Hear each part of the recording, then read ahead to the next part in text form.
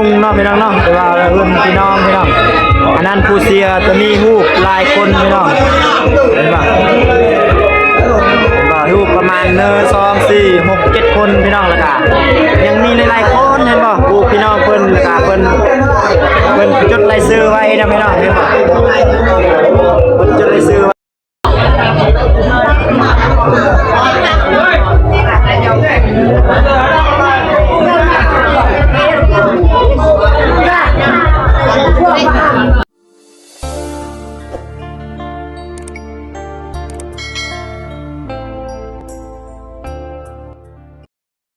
ขอกราบทักทายสวัสดีและสวัสดี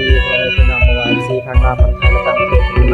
นะตอนนี้ก็มาพบกับซอกมาคอนสวรรค์สปัญญาแล้วพี่น้องกับผมยังพี่น้องเวลามาคอนที่ไปกินเลยว่าเขาเจ้า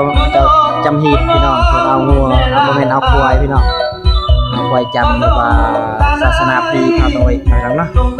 เลยว่าเอาควายตัวนึงเพิ่นเลี้ยงพี่ผู้ตายพี่น้องผู้ตายทางพี่น้องเพิ่นเพื่อนของเพิ่นเนาะก็มีพ่อแม่ของผู้จำนั่นแล้วก็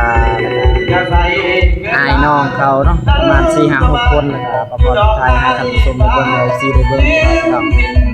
เราเบิ่งกันเนาะนั่นเลยเนาะเจ้าใส่นั่นเสาเต็มเนาะพี่น้องเนาะเสาเต็มเสาโตพี่น้องเพราะว่าเรืออยู่เรือนเพราะว่าเรือนเพิ่นน้อยๆเพิ่นจะต้องเอาเต็มโตน้องเสาประมาณ2 สุดพี่น้องมาพรสุดท้ายเลยว่าเจ้าเฮ็ดแบบใดเขาจำแบบใดนะพี่น้องแล้วมาพรสุดท้ายบอลให้เจ้ามันควายเนาะเลยให้ท่านผู้ชมเบิ่งเลย FC เลยเบิ่งตามเลยพี่น้อง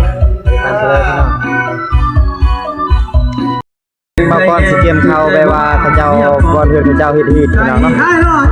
แต่บางคนสิไปอธิบายไปว่าบอลเขาเจ้ามัดควายเมื่อเช้านี้พี่น้องเพราะว่าบางคนมาประทันพี่น้องอยู่เพียงกับบ้านไปเห็นมาแล้วเนาะคือว่าเด็กยังต้องมาแบบว่ายังพอเวลาเพิ่นเชิญพี่น้องนะครับประมาณ8 โมงหน่อยเนาะเป็น2 ทุ่มผู้บ่าวเมียบอกเมียก็คอยเจ้าได้เมียก็ว่าไปนาเท่ากันอย่ากังวลอย่างเด้อคนงามเมียไม่รักคนงามจะน้อยใจวันนี้จะเป็นบอลข้าเจ้ามัดควายเมื่อเช้านี้พี่น้องเพราะว่าบ่าวคอนยังบ่ทันมาเนาะเพราะว่าบางคนตื่นซวยเมื่อเช้านี้น้องอันนี้จะเป็นบอลกระเจ้ามัดควายพี่น้องเพราะว่าควายนี่ก็ตัวใหญ่ประมาณลูกปีกายพี่น้องเนาะประมาณครึ่งน้องพี่น้องเห็นบ่กระเจ้าเตละฮีดพี่น้องไปว่าต้องอธิบายตัวเขาเฮ็ดแบบนี้พี่น้องเนาะแต่ว่าอันนี้จังเบื้องตะวินออกอันนี้ตะวินตกพี่น้องเพราะว่าคันบ่มาบ่เฮ็ดแบบนี้บ่ได้นะพี่น้องว่าบ่มีการจำนะพี่น้องเห็นบ่กระเจ้าประดับประดาแบบว่าสวยงามพี่น้องเนาะอันนี้พี่น้องเนาะเจ้ามัดควายเมื่อเช้านี้เนาะ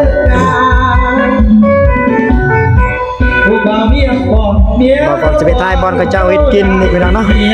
ติดตามกันพี่น้องรูปมาจากช่องเราคือ4 โมงทางด้านได้เหรอ4 โมงทุกดา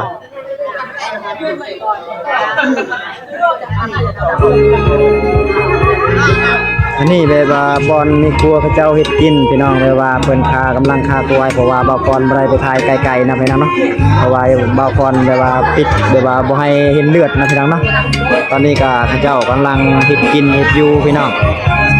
ก็เห็นบ่หลายคนมันจะเป็นนี่ครัวของเจ้าภาพนะพี่น้องเนาะ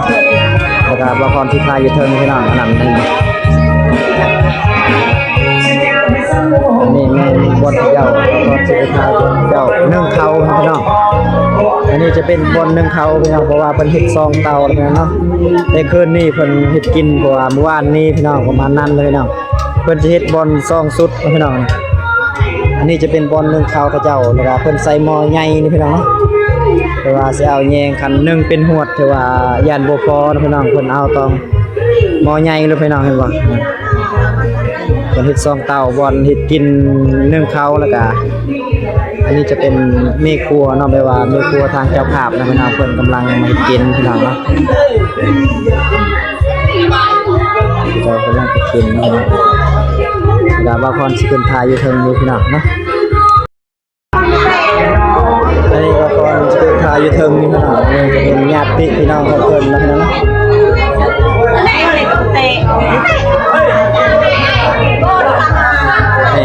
พี่บอกละ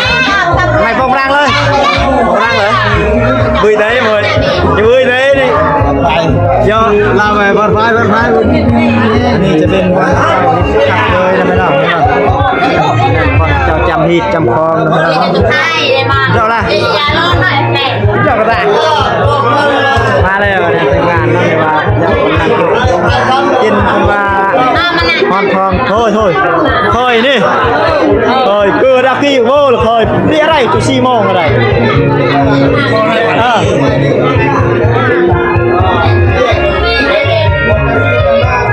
anh nàyจะเป็นอะไรนะโอ้ใส่ยิงเยอะคักโอเคเนาะอันนี้เป็นเจ้าภาพอันนั้นเป็นลุงเนาะพี่น้องเนาะแต่ว่ารุ่นพี่น้องพี่น้องอันนั้นผู้เสียตัวนี้ฮูกลายคนพี่น้องเห็นป่ะฮูกประมาณ2 4 6 7 คนพี่น้องแล้วก็ยังมีหลายๆคนเห็นป่ะฮูกพี่น้องเพิ่นแล้วก็เพิ่นจดรายชื่อไว้นะพี่น้องเห็นป่ะเพิ่นจดรายชื่อไว้ฮูกว่าง่ายผู้ตายเลยพี่น้องเพิ่นต้องเลี้ยงว่าง่ายเพิ่นเลี้ยงคือพี่ผู้ตายแล้วเนาะเพิ่นเลี้ยงพี่น้องแต่ว่าเพิ่นพออยู่พอกินก็ต้องเพิ่นเลี้ยงนะพี่น้องเนาะนี่จะเป็นเจ้าภาพอันนี้จะเป็นลาบสดๆนะครับเพิ่นจะใส่เครื่องในเครื่องนอกพี่น้องใส่เครื่องในเพิ่นสิปรุงเพิ่นสิจำนะเพิ่นสิจำเนาะใครตึ๊บจ้ะว่าจำเลือกพี่จำพี่พ่อพี่แม่แล้วก็ให้ท่านผู้ชมได้ฟังเนาะอ้าวพ่อเป็นแม่ป่ะชื่อพ่อคือแม่ลงจากกินน้ำมีเงินให้สวยกินนี้แม่เนาะเพิ่นตอบบุญคุณของพ่อแม่เพิ่นว่าเนาะเพิ่นได้พออยู่พอกินเนาะเพิ่นว่าต้องจำพี่น้องต้องเลี้ยงเนาะเรียกว่าต้องเลี้ยงเรียกว่าฮีดชนเผ่าตัวหรือว่าศาสนาพีว่าง่ายพี่น้องเพิ่นจำแต่คืนนี้เนาะบางคนเลยทักบ่ทายหรือว่าเด็กบางคนเบิดพี่น้องเนาะบางคนบ่ได้ทายพี่น้องอันนี้บอลเจ้าไต่ถูกไต่เทียนพี่น้องเพิ่นคอเลขคอเบอร์เมื่อคืนนี้นะพี่น้องว่าจะครบเรายาปลาแปลงครบแล้วเนาะลาลักยาพันน้อยมาก่อนสุดท้ายบ่ยันมีพาควันพี่น้องมาก่อนนี้กันแล้วจะมีคลองมีกองพี่น้องกันมีดาบมียันนะพี่น้องอันนี้จะเป็นดาบพี่น้องเวลาเพิ่นซื้อหาพี่น้องเฮ้ยน้อยอันนี้จะเป็นเงินว่าพระเจ้าประกอบส่วนหรือว่าเคยหรือว่าปุยาจะเป็นเงินหรือว่าจะเป็นถ้วยจะเป็นเคยนะพี่น้องยาจะเป็นถ้วยบ่อซาดบ่อประมาณนั้นพี่น้องอันเด้ออันนั่งนั่งละเนาะบ่มีไหมลูกเด้อ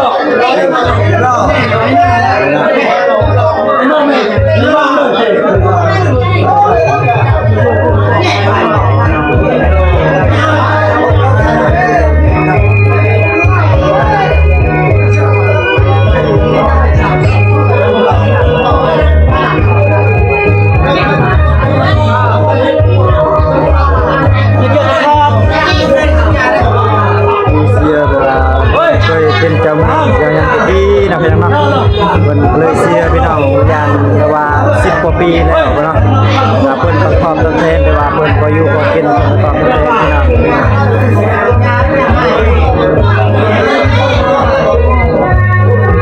หรือว่าอ้ายของเพิ่นหรือว่าน้องสาวของเพิ่นแม่พ่อแม่ของเพิ่นจำมาทุก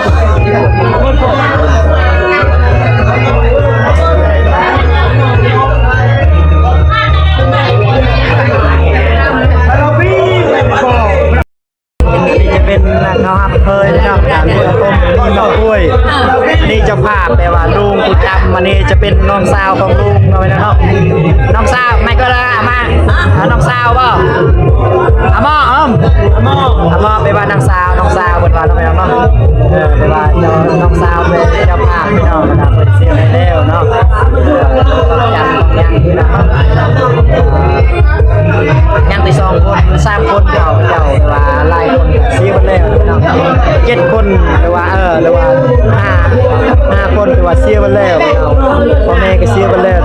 7 คนผู้เสียแล้วนะยังผู้อยู่ตอนนี้ก็3 คนเนาะว่าเพิ่นยังอยู่รอดปลอดภัยพี่น้องเพิ่นตอบแทนบุญคุณเพิ่นเลี้ยงพี่น้องเนาะเลี้ยงบุญบุญของพ่อกับแม่ของเพิ่นเนาะเพิ่นเอาไว้จำข้าวต้มขนมมีครบน้ำหวานครบพี่น้องแล้วก็เพิ่นจำแต่คืนนี้พี่น้องเนาะแต่ว่ามื้อนี้เป็นมื้อสุดท้ายนะพี่น้องเวลามื้อนี้เป็นมื้อสุดท้ายแล้วก็เป็นเลี้ยงว่างานเลี้ยงที่ตายไปแล้วพี่น้องประมาณนั้นเลยครับนี่จะเป็นน้องสาวของลุงพี่น้องจะพาไปจำไว้ครับพี่น้อง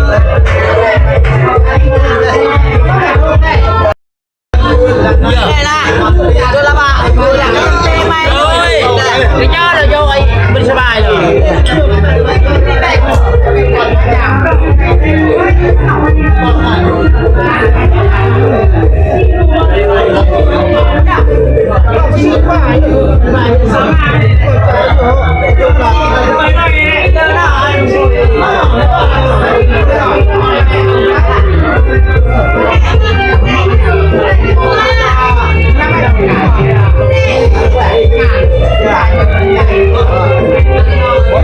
ซาต้องยินเราไปน้องว่าต้องเป็นที่ต้องซายินเราไปน้องทุกงานมาไปว่าผู้เชียหรือว่าคนตายเห็นปื้มเห็นยังก็แล้วแต่ต้องมีสาวยินเราไปน้องเนาะ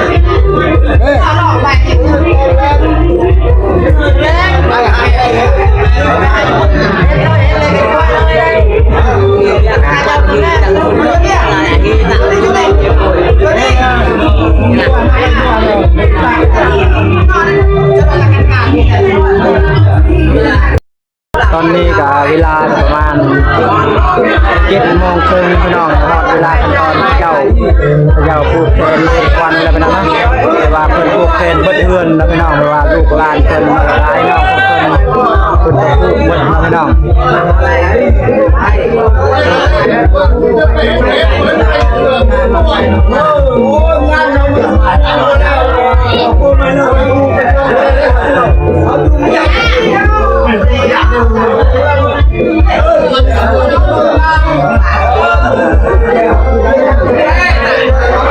มีเงินกับมัดท้ายก็ได้เพราะว่ามันเป็นตามเหตุเนาะเอิ้นควันนะครับเอิ้นควันผูกแขนพี่น้องหลังจากผูกแขนแล้วคนจะมีการได้ว่าอวยพรให้เฮือนเจ้าภาพของเฮือนเป็นดีมีแห้งพี่น้องประมาณนั้นพี่น้องอันนี้ก็แม่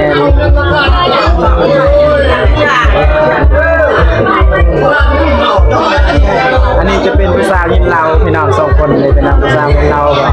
เพราะว่าฮักเคยผูกแขนมีการยินเราพี่น้อง